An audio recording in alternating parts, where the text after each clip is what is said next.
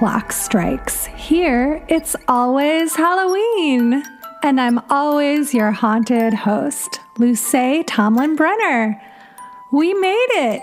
It is basically Halloween, depending on when you're listening to this. It is the night before Halloween, which is known as Beggar's Night or Mischief Night or Goosey Night or Devil's Night. A random assortment of different celebrations depending on what part of the United States you're living in. Now, I am curious around the world for the countries that do celebrate Halloween on October 31st. Do you guys have pre-celebrations the way that we do? I didn't grow up doing anything the night before Halloween aside from watching It's the Great Pumpkin, Charlie Brown, and Garfield's Halloween special. Even though I am from Ohio, where Beggar's Night was pretty popular in the middle of the 20th century. On today's Small Frights episode, we have so many amazing letters from the EEEEK mailbag and calls from the All Hallows Hotline. I want you to know that I have been listening and reading eagerly everything that comes in. And if you have not heard yours yet, don't worry. I'm trying to get everybody's on.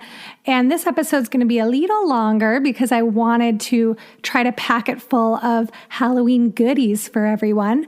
However, you guys have a lot of great stories and a lot of fascinating questions and ideas. So it's hard to cram them all into one episode. So if you haven't heard yours yet, stay tuned. Don't worry. I don't want to leave anyone out. Halloween is for everybody. So let's get started and hop into some of the calls and letters. Up first is a letter from the EEEEK mailbag. And this is from Jason in response to a letter that came in last week's Small Frights episode. The subject line is Halloween film strip. Hi, Luce. I love the podcast. It's exactly the sort of Halloween podcast I've been hoping someone would create. I was thrilled when I discovered it last month, and I look forward to each new episode. When I was listening to last week's Small Frights episode, I heard you read a letter from someone who mentioned the Danse Macabre film strip their teacher would show them in school each year. I had completely forgotten about it, but I had the same experience in my grade school when I was a child. This was the early to mid-1980s. Our music teacher would play the accompanying music on a record player while turning the slides on the projector. I always enjoyed this slideshow, and it reminded me of The Night on Bald Mountain piece from Walt Disney's Fantasia, which I was obsessed with. I guess I started enjoying creepy and macabre things beginning at a young age. Winky face. Oh, also, I grew up in Dayton, Ohio. We had Beggar's Night, which you mentioned in an earlier episode, in the 1980s. As a child, I found it confusing because I thought it was Halloween on the night that we went out trick-or-treating. My mom had to keep explaining to me that Halloween was the day after Beggar's Night. They eventually abandoned Beggar's Night sometime in the late 80s, early 90s, and we finally switched to trick-or-treating on October 31st. Keep up the good work. I'm glad to hear the podcast will continue year-round. It makes me sad each year when Halloween is over and I suddenly feel pressured to get into the Christmas spirit. Blech. Your podcast will no doubt sustain me through the rest of the year. Thanks again, Jason. Thank you, Jason. And that little bit at the end made me chuckle because I have the exact same experience. There's always one friend on the feed who on November 1st is posting pictures of them in an ugly sweater and Jingle Bells happening and they're watching Home Alone and y'all making me feel like the Grinch. And I like Christmas, but I need a little Halloween buffer, a Halloween hangover time, you know? Also, it is still autumn, so I love you, Christmas, but it's not winter yet, so hang on. I do not celebrate Christmas until after Thanksgiving, and on this podcast, we won't be celebrating Christmas at all. So come join me, my fellow spooky friends and goths, as we pretend Christmas doesn't exist and we'll just keep pushing Halloween through. Jason, this is a great memory. Fellow Ohioan, hello. I think it's so interesting that there was Baggers Night in Dayton and somehow it didn't make it up to Elyria, just west of Cleveland, where I grew up. And I love that the confusion of like thinking that it was trick or treat and an adult trying to get the nuances across. I feel like that happened to me all the time. We didn't always do trick or treat on Halloween in Elyria, and I don't know why. It was like they always picked the Thursday before Halloween was like official trick or treat night. Really random. So I felt like there was this whole week of Halloween celebrations as a kid. Maybe that's why I'm so demanding about a long Halloween celebration now. Like, you can't just do it on one night. That's a lot of pressure. And I was terrified of Fantasia as a child, but now I'm thinking I should go back and rewatch it because you're right. It was spooky. The demon, the large demon fellow with the horns, really gave me the spooks as a child. So this might be a great time to revisit it. Thank you for reminding me how upsetting that was. And if you haven't had a chance to listen to past Small Frights episodes yet, you can check out last week's In Defense of Trunk or Treat and the first Small Frights episode, Baggers Night, to get the references that are in this email. Thanks again, Jason, and happy Halloween! All right, now we have another letter from Ohio about the night before Halloween. And the subject of this one is Baggers Night. In the eastern part of Ohio, where I grew up in the 1950s and 1960s, the night before Halloween was called Trick Night. It's when you were supposed to go out and do tricks or pranks, although some kids also went trick-or-treating at this time. I went one time with my brother and we stopped at a house. I said my sister was sick so I could go get another candy bar, and this is when the candy bars were big, and the man told me to have my sister come and get one for herself. Needless to say, it was not a fun night. Also, one other trick night, my sister and I went out to soap windows. We were at a house we thought was abandoned, but to our surprise, there was a man standing in the driveway watching us. We ran out of there so fast. I think after that, we decided it was just more fun to go out on Halloween night and forget about trick night. If you want to watch an old movie that has a very long scene about kids and what they did on Halloween night at the turn of the 20th century, which is way scarier than anything we did as kids, watch the movie Meet Me in St. Louis, a 1944 movie starring Judy Garland. What those kids did was really evil to me. Happy Halloween, Renee. Happy Halloween, Renee. Thank you so much. I just realized I said Meet Me in St. Louis instead of Meet Me in St. Louis because your haunted host was in a local community theater production of Meet Me in St. Louis when I was about 10 years old. Not one of the main characters, sadly. I was a very tall child, so I never got the cute kid roles. I played a doctor. So I had glasses, very smart, always the doctor, never the cute tootie. If you haven't seen Meet Me in St. Louis, I recommend it. It's a delight. It's like the span of a year, so it goes through all the holidays. It's not specifically a Halloween movie, but the scene that Renee is talking about is actually on Vimeo. It's a 10-minute long scene.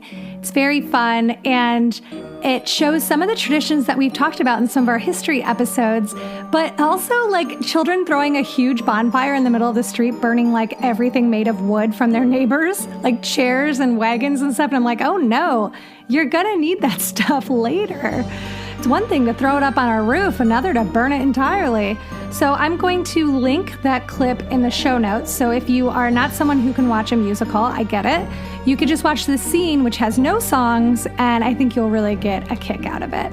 Thank you so much for sharing those memories with us, Renee. I found them fascinating, and I've always heard about soaping windows, but I don't really know the details of it, and it just made me laugh so hard that you and your sister were like trying to do a prank, but also like, you know, hedging your bets, me like, this is an abandoned house, and then it wasn't abandoned. I would have died. I'm not good with pranks. I don't like being pranked, and I don't like participating in pranks. I like just, hugging my friends and telling them that I love them and sincerely supporting them in all that they do. So pranks are kind of lost on me because I think they're like lightly mean. So I just really relate to your like, we're going to do this gentle thing and it's still kind of backfiring on you. So that was wonderful. Thanks so much. And up next, we have a call about Mischief Night. Slightly different from Beggar's Night, but in the same vibe. Hello. Thanks so much for the podcast and for the opportunity to call in with a question. I'm really enjoying the show so far. So my question is prompted really, I think, by the first question you took on the show about how the caller had referred to the night before Halloween as Beggar's Night. I also have a night before Halloween tradition that comes from my region of the country, but it's not Beggar's Night. I grew up north of Philadelphia, and I would have been trick-or-treating in the 1980s and early 1990s, and the night before Halloween to us was absolutely sacred. We referred to it as Mischief Night, and we would sneak out of our parents' houses, meet in the street, and do light mischief like toilet papering trees and drawing naughty things on car windows with toothpaste or soap or things like that. So I thought this was just really a part of Halloween. I actually thought growing up it was the trick aspect of trick-or-treating. But as I moved through the world, it seemed like most people weren't aware of this night and didn't have those traditions until I met my wife. She's from the central Michigan, sort of Kalamazoo area, and she had very similar traditions when she grew up. However, they were referred to as Devil's Night. So I'm curious if other callers have heard of this or have other names for that particular kind of mischief that happens on the night before Halloween, or if you know of this or could research some aspect of it. Thanks so much. Keep up the good work. Happy spooky season. Bye-bye.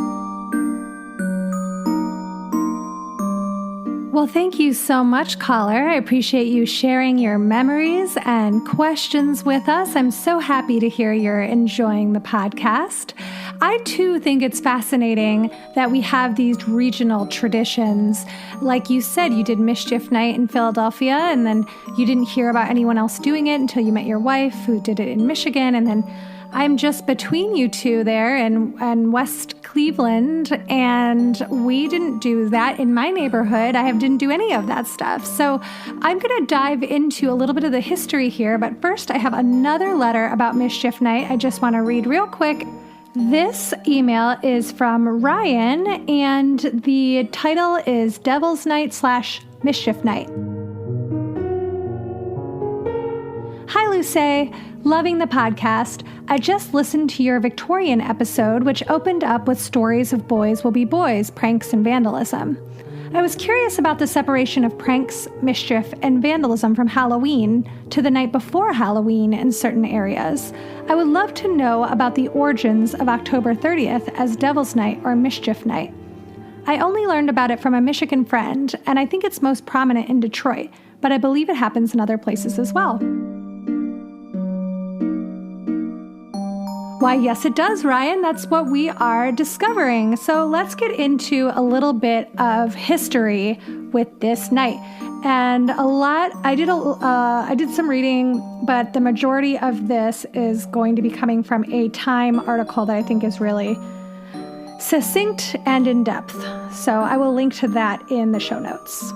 I'm also going to link to a map that shows a survey of what people across the United States and in parts of Canada call October 30th. So according to this map, 74% of Americans have no word for Halloween Eve. 9% say Mischief Night. 8% say Devil's Night.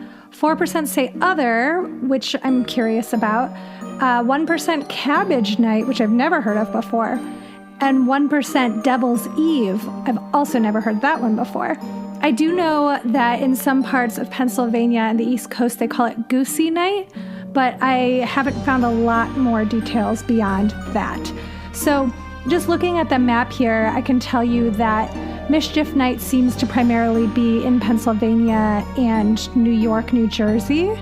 Devil's Night is primarily in Michigan, parts of Ohio, parts of the Carolinas and Florida, and then Texas, New Mexico, basically parts of the Southeast and Southwest. Cabbage Night seems to be some in Michigan and primarily in the New England area, Vermont, New Hampshire. And then Devil's Eve looks like it takes place in Canada, as well as parts of the South, Arkansas, Alabama area. So that's an interesting stretch. Again, that map will be in the notes. So check that out if you want a visual to go along with that. So according to Time magazine, Mischief Night was first used as a term in 1790. Oh my goodness, the thing that we're learning from this podcast is that everything we think is modern and a part of our experience is actually from hundreds of years ago. I can't get over this. So the first mention actually didn't even mean October 30th. Instead, Mischief Night was in reference to the day before May Day, which is May 1st, when young people played practical jokes such as switching shop signs, overturning water tubs, and trapping people inside of their houses. These pranks are really reminiscent of the ones that we learned about in our Victorian Halloween party episode, so I think that's interesting. Other British mentions of Mischief Night refer to November 4th, which was the eve of Guy Fawkes Day. This is a funny note, 1885, a Lancashire bulletin noted that as part of the pranks, the youths take upon themselves to remove many of the gates belonging to private residents. They seem to glory in the sport and appear to think that they have a perfect right to do so through custom. And then that's hysterical because we read very similar articles like that in the Victorians episode where the older generation is furious about losing their gates, which naturally it's kind of a elaborate prank to pull on someone. So I think that's really interesting. And as we discussed the Irish immigration to the States in the mid to late 19th century, I have to think that some of these customs that moved through the UK also ended up coming here, and that's why we saw very similar types of pranks at the turn of the last century. It looks like references to Halloween-related Mischief Night started appearing in the US in the 30s and 40s. A 1937 Boston Globe article describes children, quote, ringing false alarms, setting fires, breaking windows, and in general doing their best to annoy people. It seems as the years went on, Mischief Night tended to escalate and was considered to be a nuisance and a general irritant. In 1975, the Hartford Courant said, "The destruction of private property cannot and will not be tolerated. Parents are urged to warn their children of the consequences of such behavior." This really reminds me of when we spoke about trick-or-treat also being a nuisance, and this was in the 50s when the government tried to turn trick-or-treat into Youth Honor Day because people were playing too many pranks on Halloween. And luckily that didn't stick because that is not a catchy name and it's not spooky either. If you want to hear more about that, check out the Trick or Treat history episode from last week. So it seems things really escalated in the 1980s in Detroit. By 1984, there were over 800 fires on the 3 days before Halloween, and in 1986, a curfew was imposed for anyone under 18. In the late 1980s, the city began to enlist volunteers to help prevent Halloween fires. That Mischief Night, destruction ended up introducing a new term to the pre-Halloween lexicon, Angels Night. The idea was introduced in 1995 by Detroit officials to coordinate the tens of thousands of volunteers who patrolled neighborhoods, helping to reduce the number of fires and eventually bring them to normal levels.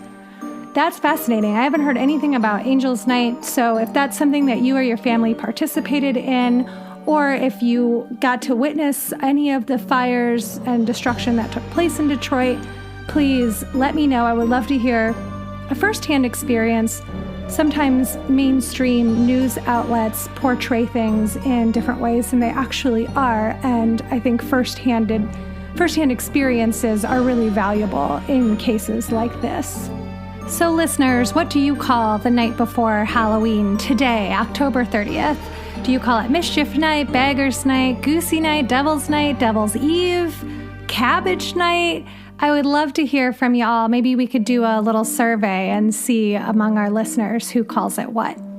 All right, next we have a call from the All Hallows Hotline. This is Cassie. Hi, this is Cassie. I just thought I'd share a trick-or-treating memory. First of all, I love this podcast. I discovered it yesterday, and I'm completely caught up. I totally finished it, so it's great. Really gets me into the mood, so thank you. Anyways, I have a memory. When I was probably around 12, me and some kids from my school went out trick-or-treating. I felt really cool because, I don't know, they were a little older than me, so I wanted to, impress them.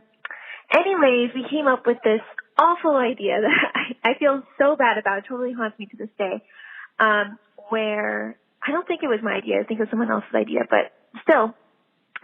So we had this plan where it was getting a little later. We're hitting up houses that didn't have a ton of kids around.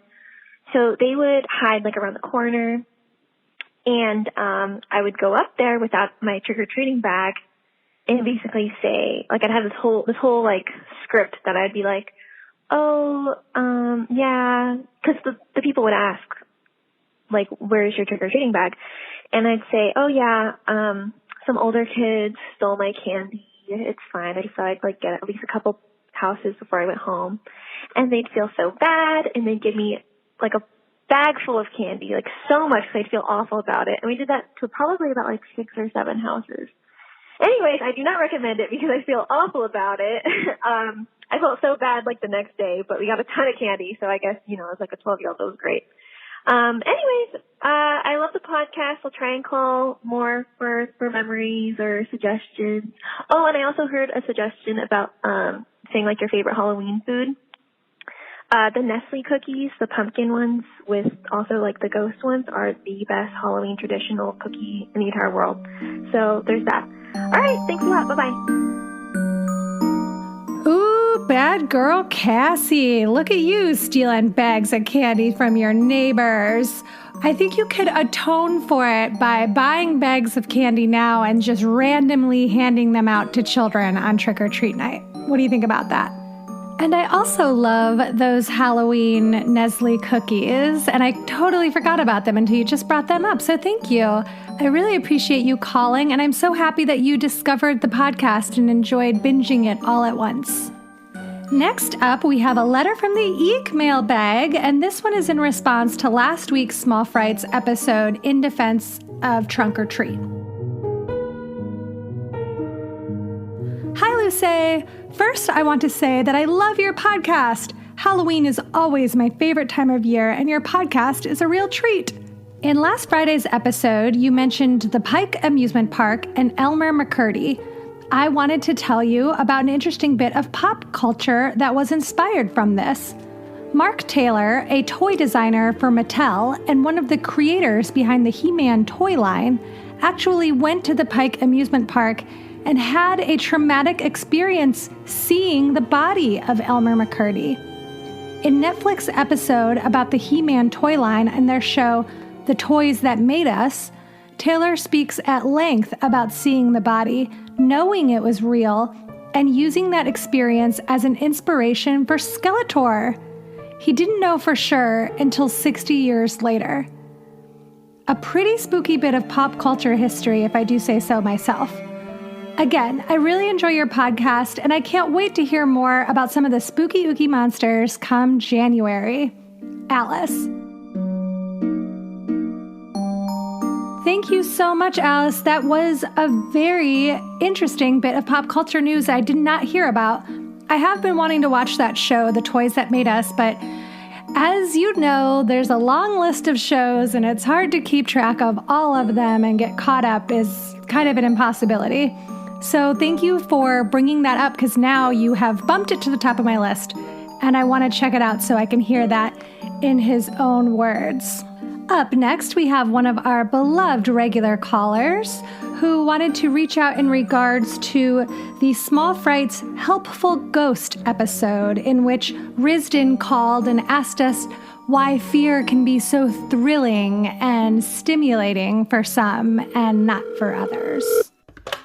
It's Jenny again.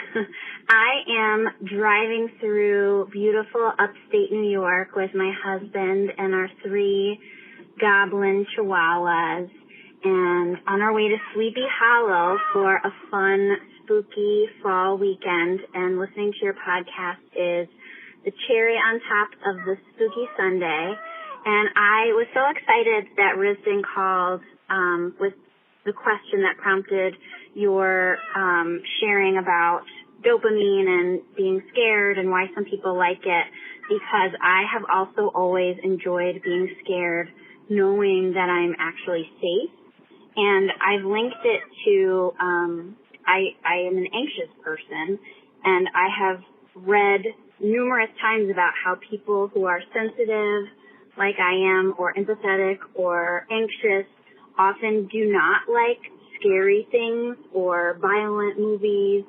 And I have never identified with that, because I've always loved the feeling of being scared, watching horror movies, going to haunted houses and hayrides. And you summarized it perfectly. So thanks for the question, Risden, and thanks, Luce, for that wonderful explanation. I feel seen. I hope everyone has a spooky week. And if you hear crying, I apologize. That's my tiniest goblin, Obi. Okay, bye. It's great to hear from you again, Jenny. Thanks for being such a loyal listener and contributor to the podcast. I also found that really interesting, and it feels good to know that there are other people out there who feel the same way you do. That's what I love about this podcast, connecting with all of you across the entire world. It feels comforting to know that we have so much in common, even if we can't be together and meet each other. Up next, we have a letter about traditional Halloween food. The subject line is food traditions. Hi, Luce. Trista here. Super excited to write in my first EEEEKmail. I was so excited to hear a listener call in about Halloween food traditions. I, too, have a family tradition of making a big crock pot of chili on Halloween.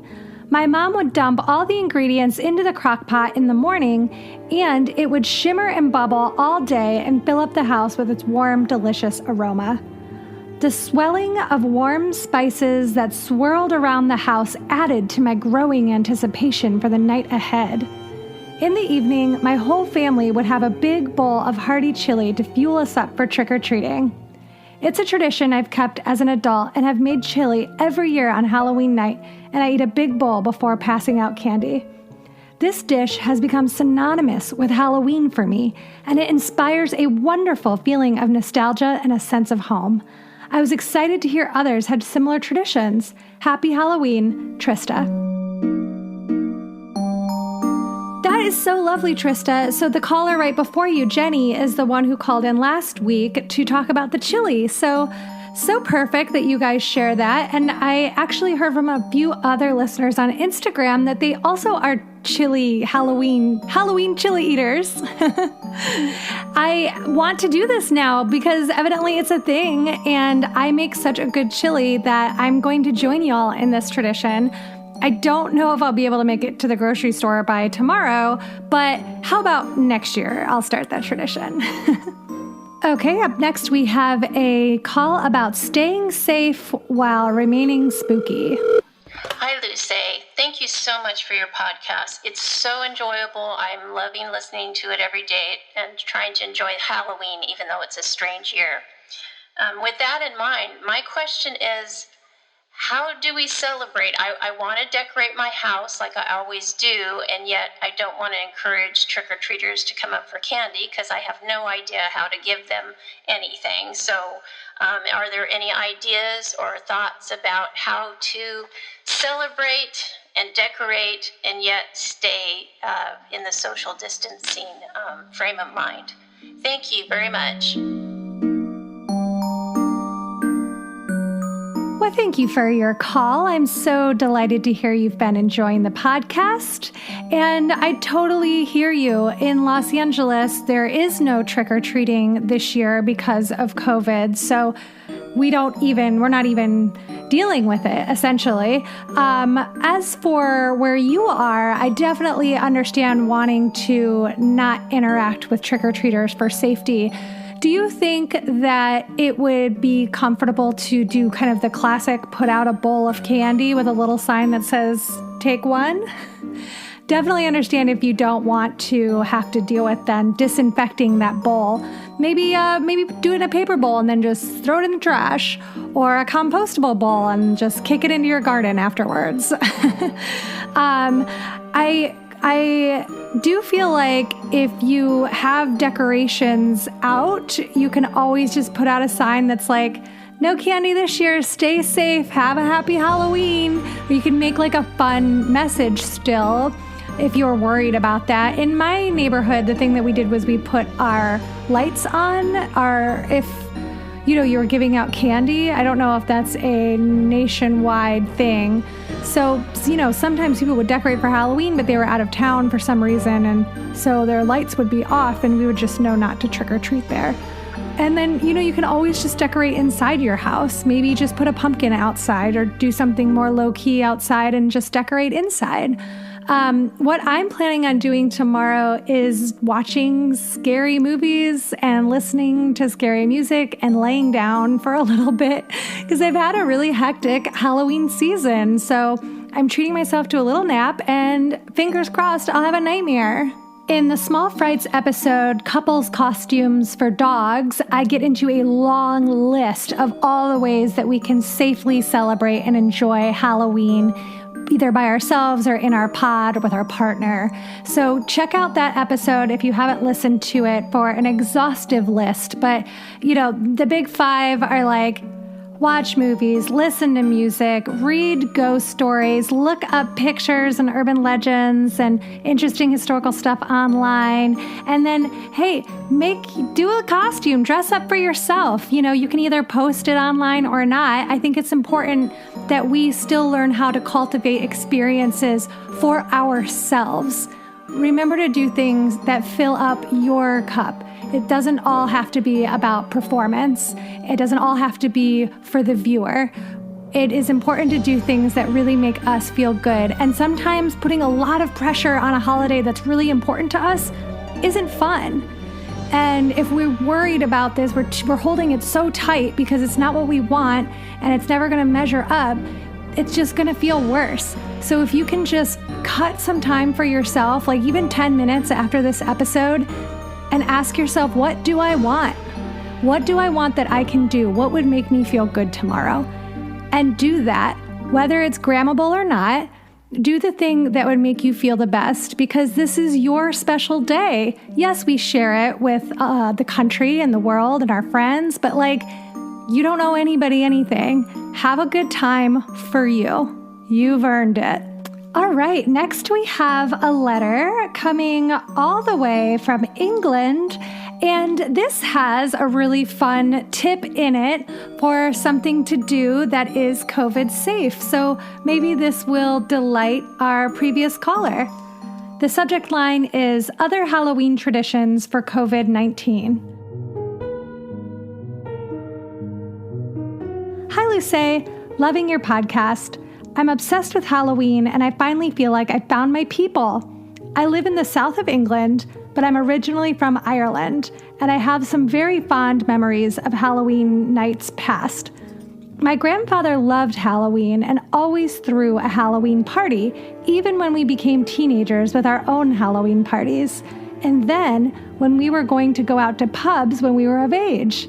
Now I'm older, I regret not going over to the house to celebrate Halloween with him more when he was still alive, even when I thought I was too old and too cool for it.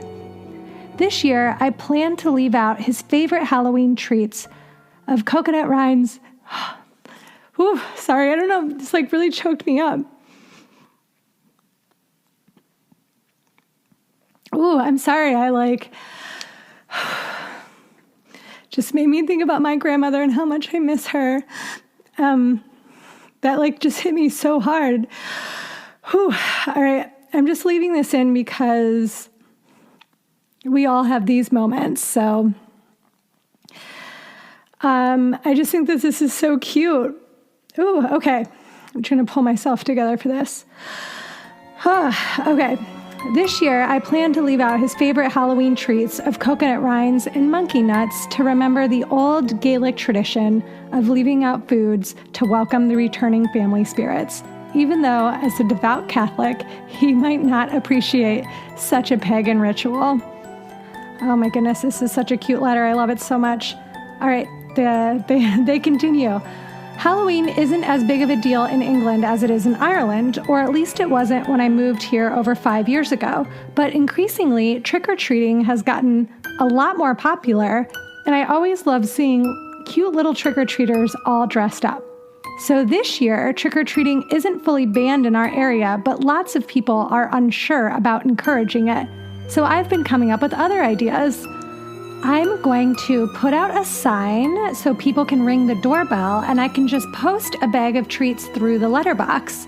Some parents are talking about doing tours of their local streets to see the decorations people have up.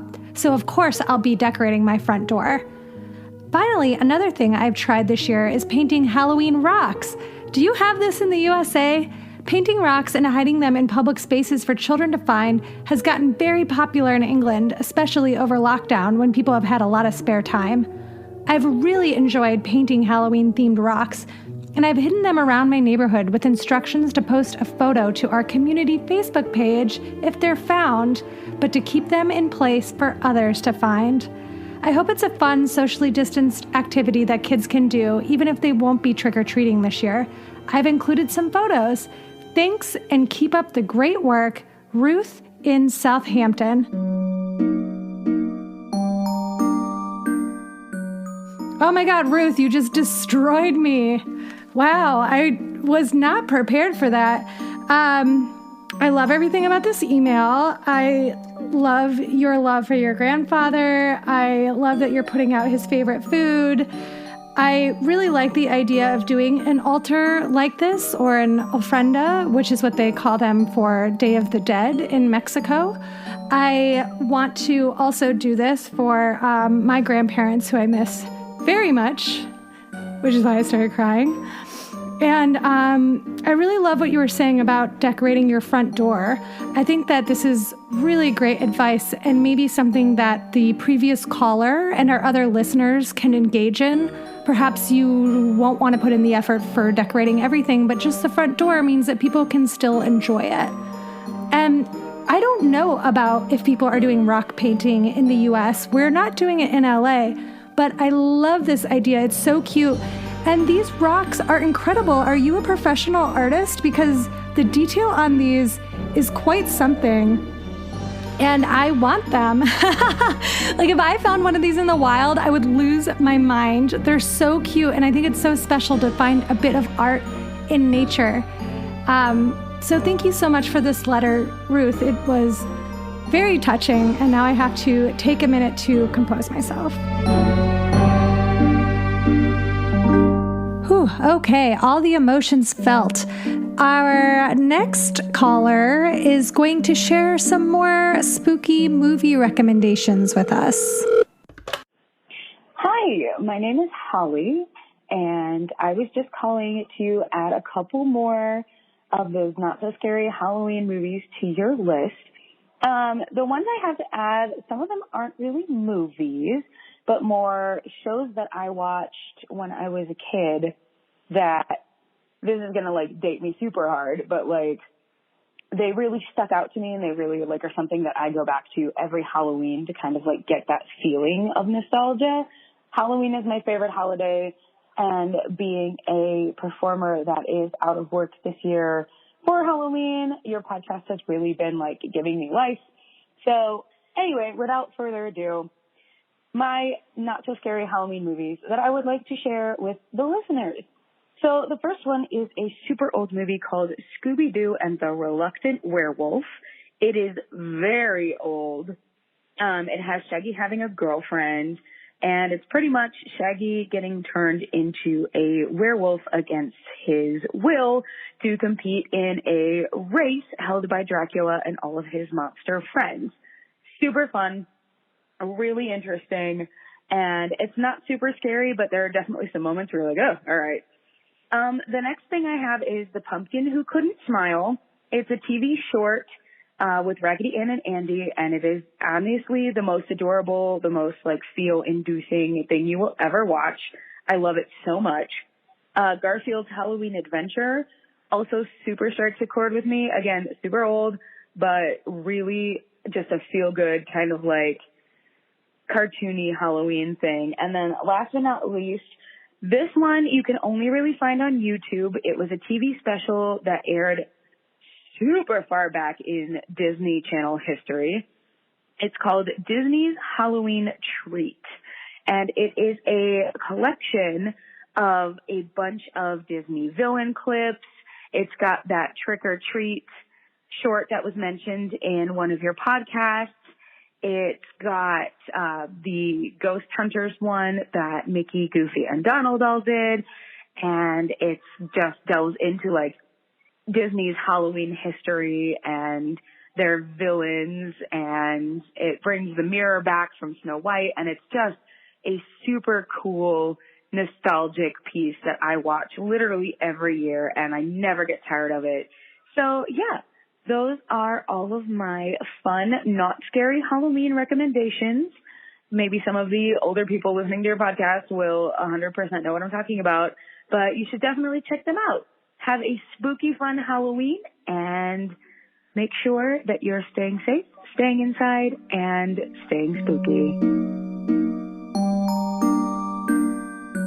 Thank you so much for your call, Holly. I'm so happy to hear that this podcast is giving you life, and I'm grateful that you added some spooky, cozy movies to our growing list, of which I will be posting the PDF on the Patreon for people to check out. It's patreon.com/itsalwayshalloween.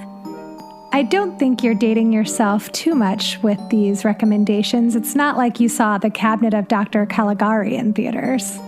And I must say, the Garfield Halloween special is one of my all-time favorites and gets me in the mood every year. I recommend that listeners check out the Purple Stuff podcast. It's one of my favorite nostalgia podcasts, hosted by two really funny, charming guys who really know their stuff when it comes to 80s and 90s nostalgia. So if you're a Gen Xer or a millennial, I think you'll really be into it. And their newest episode is all about the Garfield and Charlie Brown's Halloween specials. So go check that out if you want an extra dose of those 80s vibes. Up next, we have an email with the subject line, "When is trick-or-treating over?" Hi, Luce. Just wanted to send a comment about the age for trick-or-treating. I miss getting to trick-or-treat, and I would still do it in my 30s if I could. I get why your mom would be worked up about teenagers showing up to trick-or-treat.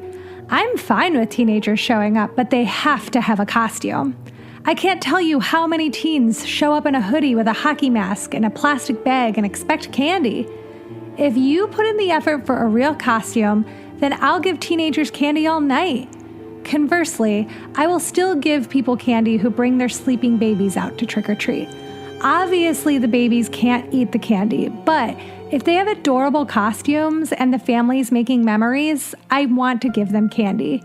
Basically, if you show up at my house in a Halloween costume, you can expect some candy. Thanks, Lindsay. Lindsay, such great notes. I think my mom pretty much feels the same way, to be fair to her. It's very disappointing when people just show up to get candy without an effort. It's like they're missing the major point of it all. And costumes are such a fun aspect of the entire experience. So go that extra mile. If you're going to walk around the neighborhood, at least go to the drugstore and get like a vampire cape and some fake teeth and dribble a little bit of blood capsules down your mouth. You can do a lot for like $15 these days. Up next, we have a call about beating the Halloween hangover, which is what I call that feeling after you've been gearing up for this season for a month or two or more, and then suddenly it's all over and people are moving on to Christmas and you're just stuck there blinking, looking at your rotted pumpkin, wondering what happened, desperately wishing it wasn't over. Hi, Luce. My name's Laura, and I'm sending you this message from Alameda, California. I'm a huge fan of your podcast. I did a search back in September this year looking for Halloween podcasts, and yours came up, and it's sort of everything I was looking for, so thank you for that. I've been gobbling up episodes and sharing it with all of my friends, and I've already learned so much and gotten so many good ideas. I think my quarantine pod and I are going to boo people this year for Halloween in lieu of handing out candy for trick-or-treating, and I'm going to try my hand at making soul cakes this week for my friends. I wanted to say I've been obsessed with Halloween for as long as I can remember, to the point where it's weirded out my friends and family and peers. At this point in my life, I'm lucky enough to have a group of friends who are as nuts as I am about Halloween and all things spooky. We sort of call ourselves the Spooky Girl Gang. So we've been geeking out on your podcast and sharing all the Halloween-related things we find with each other, sharing crafts we're working on, costume ideas, movie recs, all that kind of stuff. And we were talking about how the end of October is sort of bittersweet for us, because while it's the culmination of all of the Halloween celebrations, it's also sort of the end of spooky season for mainstream society, and we know that we're not going to sort of see all of our favorite stuff out in the world for another year. So my question to you and your listeners is, what kind of things do you do in your day-to-day life after Halloween's over to sort of keep the Halloween spirit alive when it's been put to bed by the rest of the world? Thank you so much for your podcast. I can't wait to hear more. Okay, first things first, Laura. I love your gentle, soothing voice. Maybe you could do like a bedtime stories podcast or a meditation podcast, perhaps. Maybe you're already doing these things. If so, please link me, because I feel the calmest now after listening to your message that I've felt in weeks. Okay, second, I'm so happy that you found this podcast. Thank you for sharing it with your friends. I love that you all have each other, and that you have a spooky girl gang is just like a dream come true.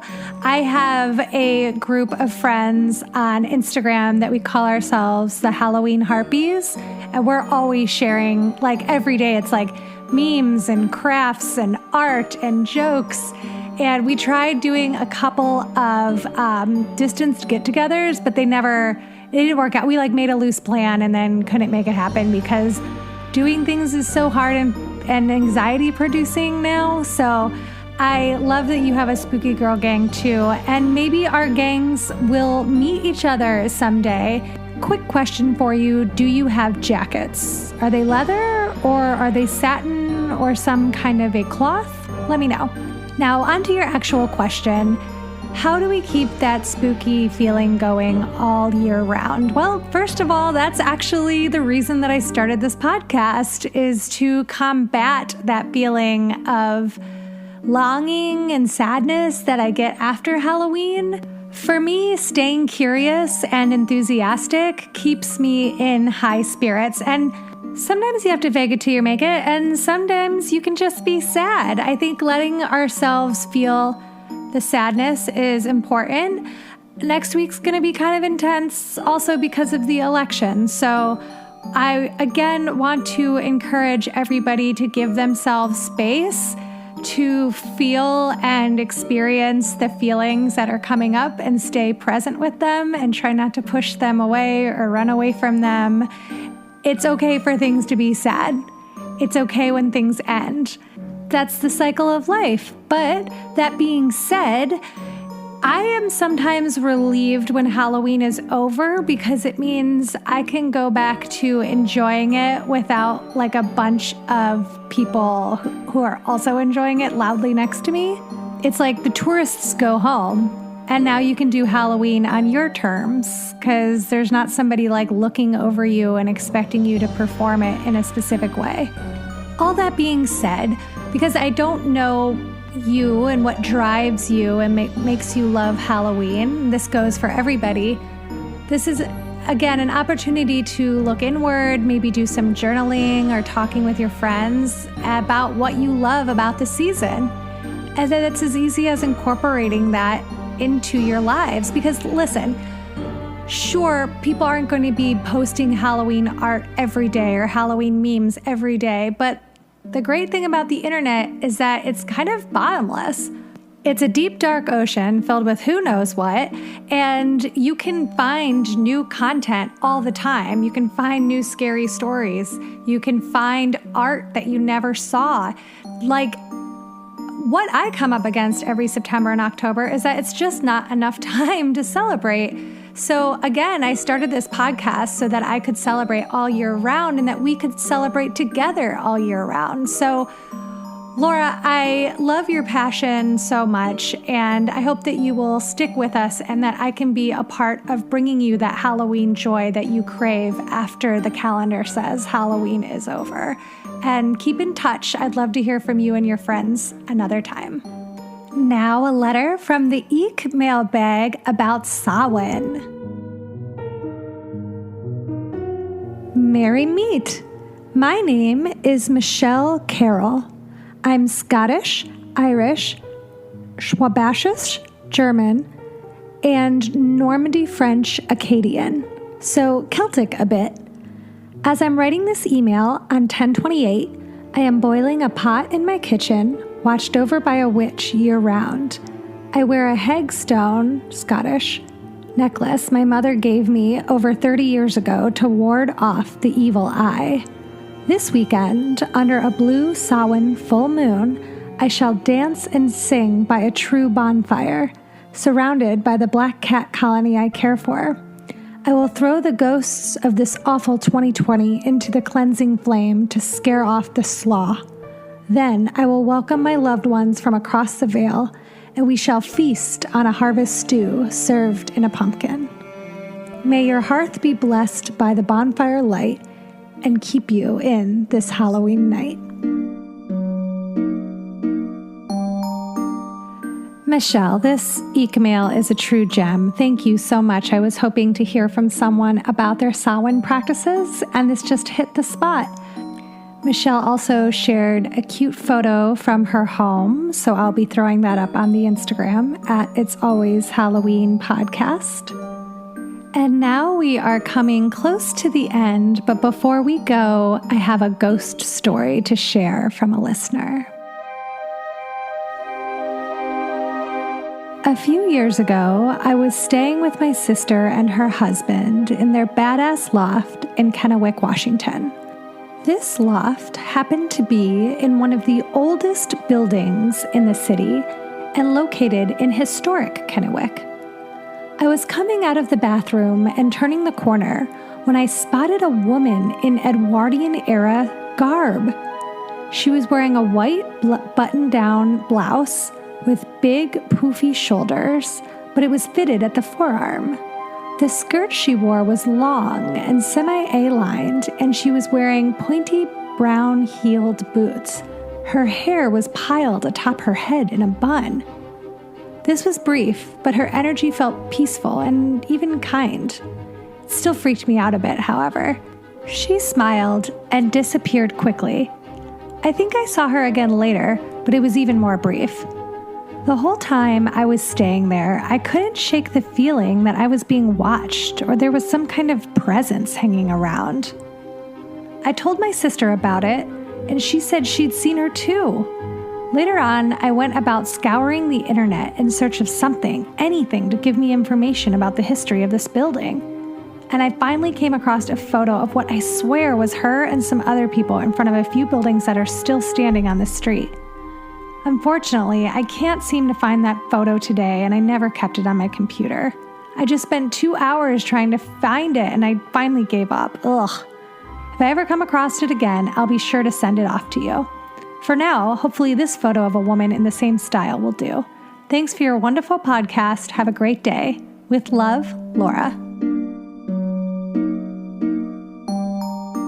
And then Laura included a really cool vintage photo here that if I saw this woman anywhere today, it would freak me out because it is so much of that era. There's no way that that person belonged there. Like, that definitely sounds like a ghost. Please send along the original picture if you see it, but in the meantime, I'll throw this up on the Instagram as well.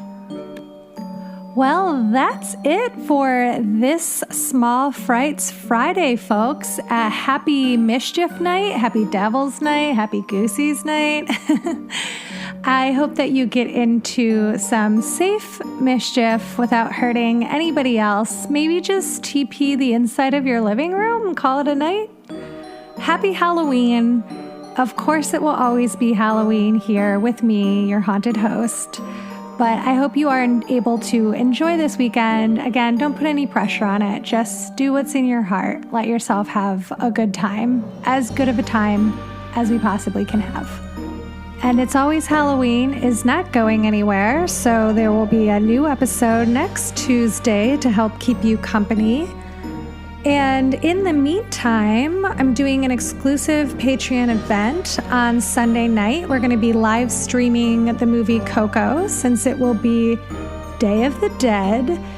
And if you join at the $10 a month level, then you're able to come to these exclusive live streams. Well, I'll talk about a little bit of history behind the movie, the making of the movie, and then we'll all watch together and chat online. And it'll be like a fun, I don't know if you've done a Netflix watch party, but they're really fun. I've been doing this all quarantine with my friends, and I'm excited to start doing it with you guys too, and kind of have a nice live experience where we can all chat together. You can sign up at patreon.com/itsalwayshalloween. And I just want to shout out the 4 newest members of the Patreon. Thank you so much for signing up. Isaac H. McDaniel, Isabel O'Hare, Elisa Marcus, and Aaron McGee. Welcome, and thank you so much for your support. I'm looking forward to watching movies with y'all this weekend. Your support means more time for me to create more material for you. If you want to contribute to It's Always Halloween, you can give us a call on the All Hallows Hotline at 802-532-DEAD.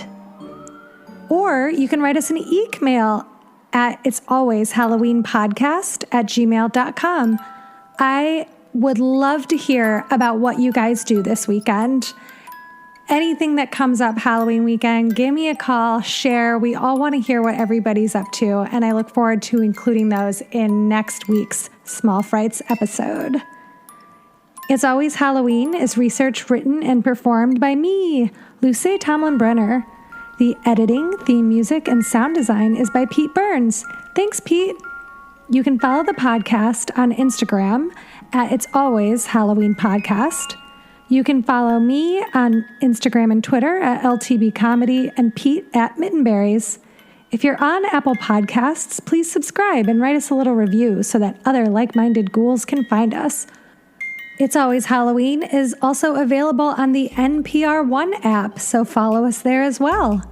Thanks so much for listening to It's Always Halloween, and come back next time, unless you get grounded for soaping windows.